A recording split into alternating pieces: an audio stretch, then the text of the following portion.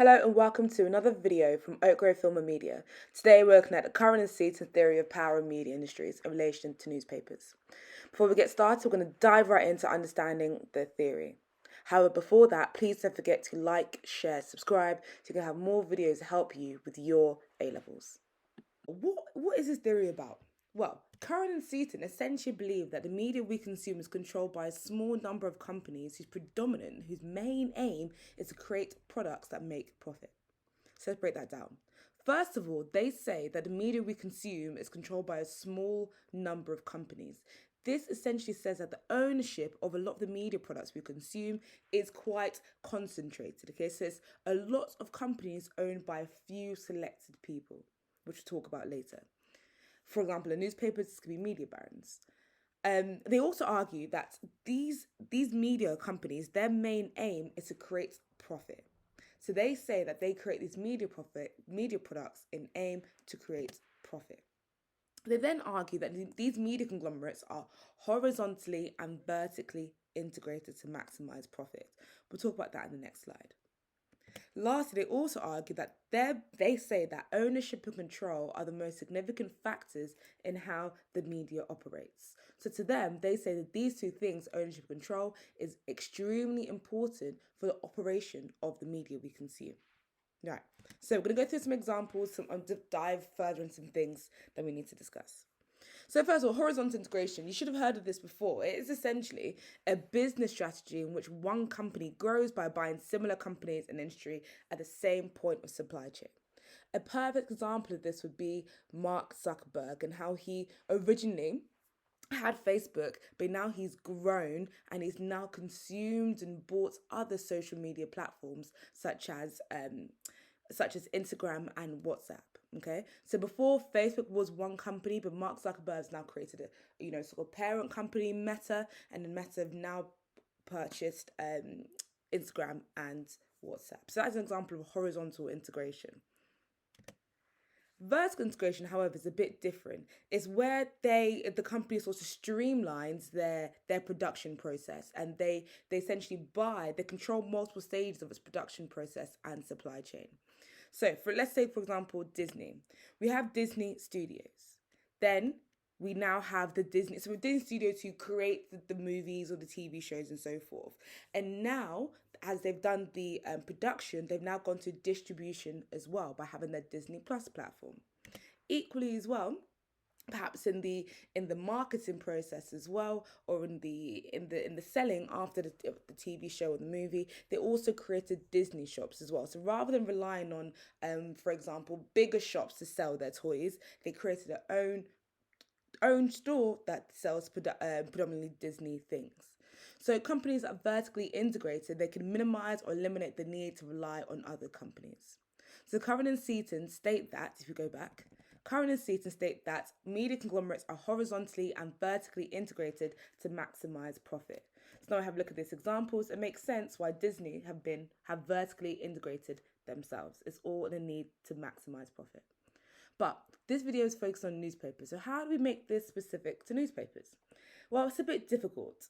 For horizontal integration, it's a bit more straightforward because we have papers like the Daily Mail, the Metro, and the Eye, which are all owned by the same company, okay, all owned by Associated Press.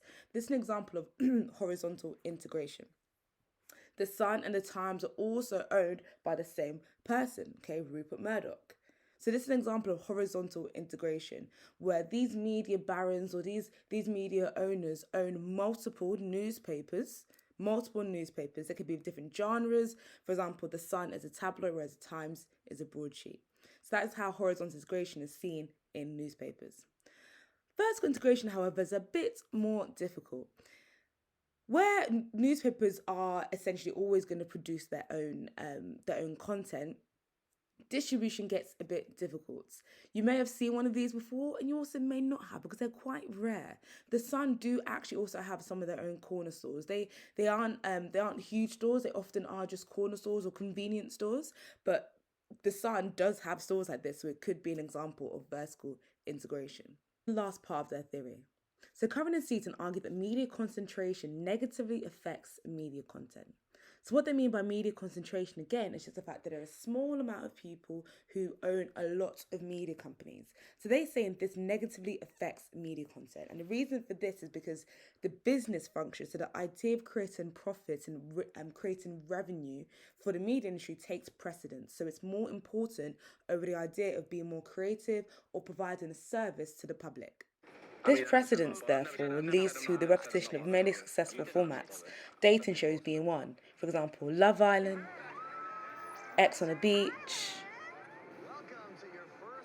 and Love is Blind, just to name a few. Curran and Seaton go on to say that this focus, this precedence on products that create profits, leads to minority interest content being pushed to the margin of the broadcast schedules. So here we see the show Don't Hate the Players, which was on around about past midnight, 12:30, whereas popular shows such as Love Island was on 9 p.m. prime time. So Curran and Seaton argue that these minority interests show are sort of cast aside in order to make space for the profitable, successful shows. Of course, media producers want to create the most successful things that create the most profit, which benefits them and benefits us as audiences who want it. However, what we do need to take into consideration is the underrepresented voices, or those with niche interests, or those with niche audiences who aren't being heard. In newspapers, this is particularly effective. As we know, the Daily Mail, Metro, and the Eye are owned by Associated Press. The Sun and the Times are owned by Rupert Murdoch. Just these 5 papers here take up a large readership of the country. So if a few people own all of these titles, then it tells you the fact that the information that we may be receiving may not be in totality, and it may not be from a full range of voice. So, because we operate in a free market, which means prices of goods are determined by supply and demand, it has led to replication of successful formats. Think about the abundance of Fast and Furious shows. There's 1, 2, 3, 4, etc. Why has this happened? It's because they're popular. It's because they work. Audiences like it. It brings in good revenue. So therefore, producers do it again and again and again. And this is seen a lot in newspapers as well.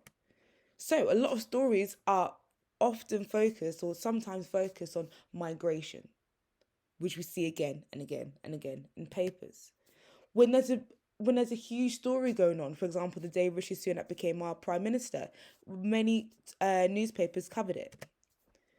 The autumn budget statement, or the budget statements we have throughout the year, again, many papers cover this. Same with the Royals. The Royals is a huge popular story, especially within newspapers, that is often covered. So what you may be thinking though is, but we have the internet, right? The internet should be able to share voices and share people's opinions. But unfortunately, the internet does not effectively disrupt this, mainly because it doesn't offer a level playing field for the diverse voices to be heard. So where we have massive oligarchs, so oligarch being a small group of people who have control of a country or an organization, they hold the most weight, unfortunately, over the mass. So oftentimes it's people with more resources whose voice is going to be heard, as opposed to the smaller voices. Curran and Seaton argue that if there is more diverse owners in the media industry, this will lead to a more diverse range of products and voices. They claim that a free market is detrimental for the hearing of the voices of minority and underrepresented audiences. So, to summarize, there are 3 main concepts you need to fully understand this theory. Number 1, media ownership is concentrated into a few hands whose main goal is to make profit. Number 2, the lack of diverse voices in media leads to only mainstream media that appeals to mass audiences which it produces, which therefore leads to minority voices and underrepresented voices not being heard. Finally, ownership and control are the most significant factors in how the media operates. It's who owns these media products, or these media companies, these media conglomerates, who the media barons are, and that is a significant factor in how the media operates, according to Curran and Seaton. Without further ado, let's get to part 2, applying the theory to newspapers. So it's all well and good in understanding the theory of Curran and Seaton, but if you're unable to apply it to the case studies, so for OCR being the Guardian and the Daily Mail, you are hindering and you're limiting the amount of marks you can get. So let's think about this now. Does Curran and Seaton's theory fully apply to our case studies? So let's talk about the Daily Mail first. So the Daily Mail, their front cover, they're talking about a story of Harry and Meghan, a very popular story that's going to appeal to the masses. So we can say yes, it definitely is supporting their theory because they're pushing a story that the majority of the audiences or the majority of readers would be interested in. But now let's look on the left. Look at the Guardian. While their main image is of Harry and Meghan, and they are talking about the Harry and Meghan documentary, let's have a look at their main headline. Iranian forces shooting at face and genitals of female protesters. This here is not a mainstream story. In fact, The Guardian is the only paper in the state that actually covered this story. And what we know about The Guardian, the fact they're owned by the Scots Trust. So they are owned by essentially a charity, and they have an independent sort of belief whereby they want to further and always push investigative journalism, even at the expense of profit. So The Guardian's a company who has never chased profits. While they do, of course, want to make a revenue, they put an emphasis on presenting high quality journalism as opposed to just things that are popular. So we can say, yes, actually, this theory does apply to our case studies. It applies to the Daily Mail because they often push popular stories, whereas The Guardian, who's owned by the Scots Trust and places a large emphasis on high quality investigative journalism, we cannot apply this theory to, or we can apply it to less. Okay, let's get to the final part, evaluating the usefulness of the theory.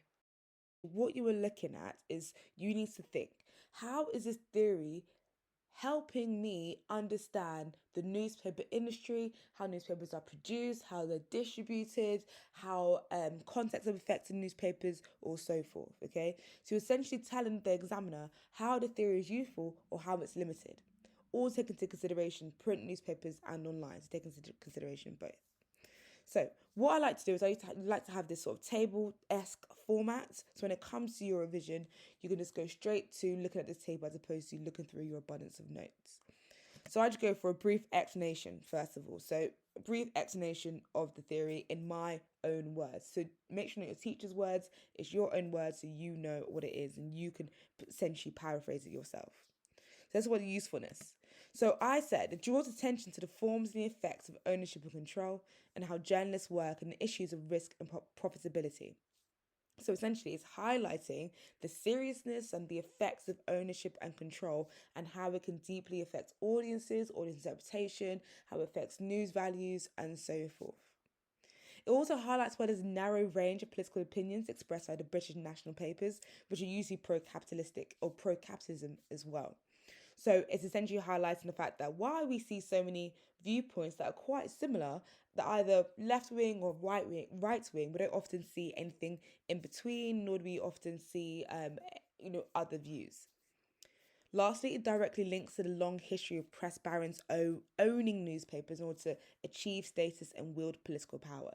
If you're slightly unsure about this one, I would highly recommend that you Google the Sun newspaper's involvement in the 2016 Brexit referendum.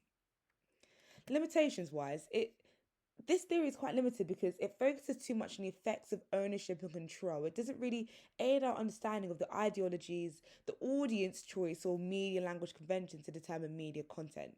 It doesn't really say how, for example, if we talk about the Guardian and the Daily Mail example, we looked at the fact that the Guardian is more of a broadsheet paper. Maybe that's why they included an Iranian story, because there's more emphasis on hard news, on global news. Whereas for Daily Mail, it's a mid-market, more so tabloid. They wouldn't place that type of information on that type of genre. So is it because they want to seek profits, or is it because they're a tabloid and they know that as a convention, that's what their audience expects? That's a question we could say why this theory is limited. So in this video, we looked at an overview, we applied it to newspapers, and we evaluated it in relation to newspapers as well. So should Curran and Seaton come up in the media messages paper, you should be well equipped. If you now want to apply your learning to a practice question, you can have a go at answering this. It's a 10 marker, so you only spend around about 15 minutes on this question. It says, evaluate the effectiveness of one of the following theories, understand how newspapers are produced, and I'll suggest, of course, doing a Curran and Seaton one. Remember, in this, you need to give examples as well and demonstrate a clear understanding of how the theory is useful, but how it's also limited in understanding how newspapers are produced. I hope that was another informative and helpful video for you. Again, please don't forget to like, share and subscribe for more A-level media studies and film studies videos.